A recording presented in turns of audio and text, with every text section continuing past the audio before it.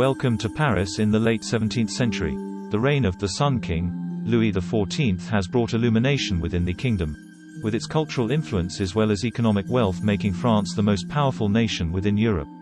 The radiant glory of the country is featured through magnificent and posh receptions, notably at Versailles, attracting among the most famous intellectuals of the time. That being said, one may think this was a happy time for everybody, that the riches of the kingdom would eventually benefit to the regular French population. But beyond that polished image of a golden court, the social gap widened in the capital city.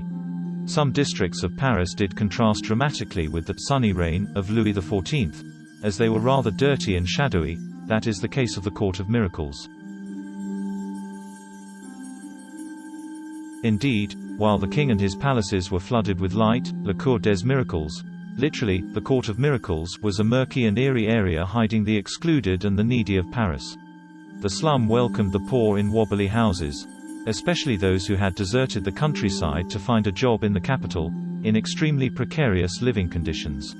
As you can imagine, most of the locals heavily relied on begging for money to bring some food home, and in order to get as much as they could, they had to fake terrible injuries.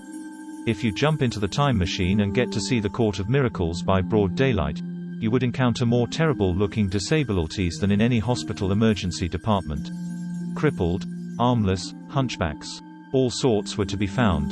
The worse it looked, the more likely it would be pitied. But if you'd stay until nightfall, you would be seeing something different. Blind people would regain sight. The lame would all of a sudden run back to their homes. Hunchbacks would stand up straight and smile at you while pocketing their coins. You would be witnessing numerous miracles, hence the name of that kind of district. This image of an organized society dedicated to thievery and tricks is actually not far from the truth. As the French historian Henry Sauval revealed, children appearing to be orphans were shaking in the winter cold. Some people pretended to be former soldiers having been injured at the king's service, while sick-looking others faked epileptic seizures. Beggars invited passers-by to go gamble with their accomplices or distracted them while their peers cut off their purse. Everybody, woman, man or child, had a role within a Court of Miracles. And it is estimated that a dozen places like this coexisted solely in Paris, the most famous gathering more than 500 families living off theft and trickery at the Fief d'Orby. Moreover, if one wanted to become a member, one had to go through a specific rite of passage, as Sauval further explained. To be accepted, one was asked to commit a robbery in plain sight of everybody. But once the apprentice was near his chosen victim, his accomplices would shout, "Watch out!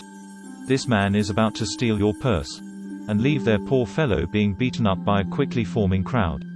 Then, if he did not try to denounce his companions, they would join the angry mob and, in the general chaos, steal as many purses as possible. Then they would drag their partner in crime away, who would be granted the right to join their society, and perform this kind of trick as daily occupation. Eventually, in 1667, Louis XIV ordered these secret societies to be uncovered and their members to receive severe punishment, which resulted in the general disappearance of the Courts of Miracles within the capital city. There are many that say that the spirits of those put to death can still be seen on a dark night in the alleys and dark corners of Paris. Keep a close watch on your pockets, or you may fall victim to the ghostly spirits from the Court of Miracles.